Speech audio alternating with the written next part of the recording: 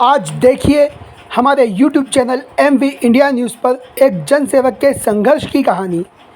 अंबेडकर का नारा दिया, बोले अपने घर की दीवारों पर लिख दो कि तुम इस देश के शासक हो। बचपन में बूट पॉलिश की, बड़े होकर पुलिस और वकील बने। अब शोषितों के हितों के लिए लोकसभा में जाने की चाह।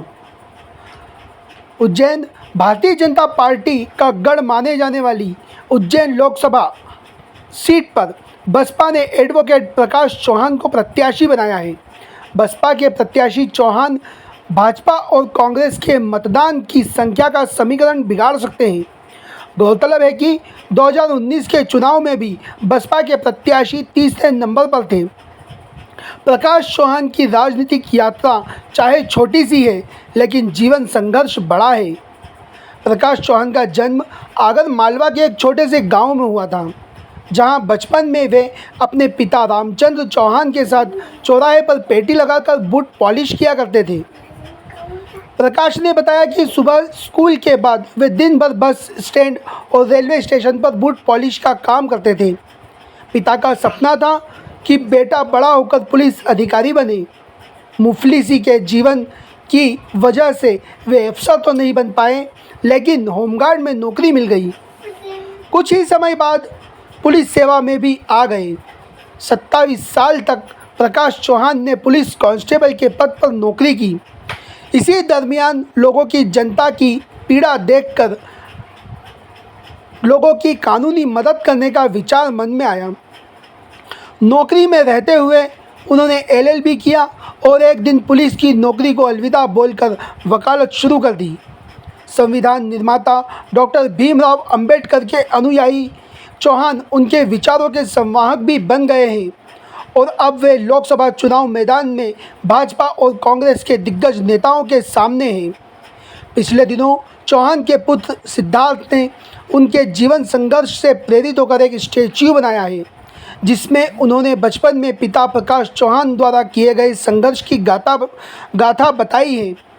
MV इंडिया से चर्चा में चौहान ने अपने जीवन संघर्ष की दास्तां बताई और अंबेडकर के विचार पर चलने के लिए जनता से अपील की। गिफ्ट दिया है और मेरे जीवन संघर्ष की यात्रा को दर्शाता है। जैसे मैं आपको बताना चाहता हूँ कि मेरा बचपन कैसे बीता। ये जो आप देख रहे हैं, एक बच्चा 6ठी क्लास का बच्चा बूट पॉलिश करता हुआ। तो हमारे पिताजी जूते चप्पल की बूट पॉलिश करते थे, फुटपाथ पर बैठते थे। उन्हीं के पास मैं बैठकर बूट पॉलिश करता था और घूम घूम कर भी मैं बूट पॉलिश करता था।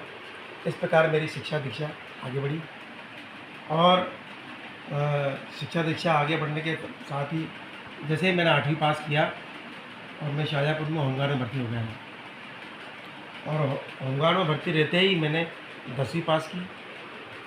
10वीं पास करने के बाद मैं पुलिस में भर्ती हुआ। पुलिस में भर्ती होने के बाद 27 साल मैंने पुलिस की सेवाएं दी और जब मुझे लगा कि पुलिस में रहते हुए मेरे मन में जो समाज के उत्थान के जो भाव थे, उनकी सेवा करने का जो भाव था, पुलिस में रहकर पूरा नहीं हो सकता, तो मैंने VRF लेकर मैंने वकालत ज्वाइन की। ये वकील के पेशे को दर्शाता है।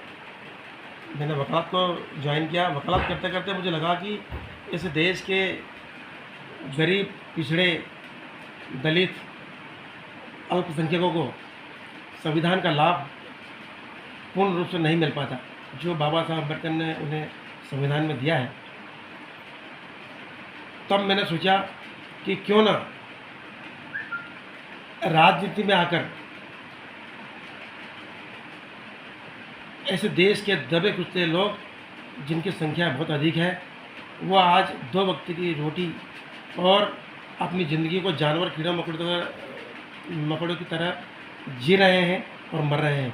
तो इसीलिए मैं ये जो आप देख रहे हैं, ये राजनीति का सिंबल है। तो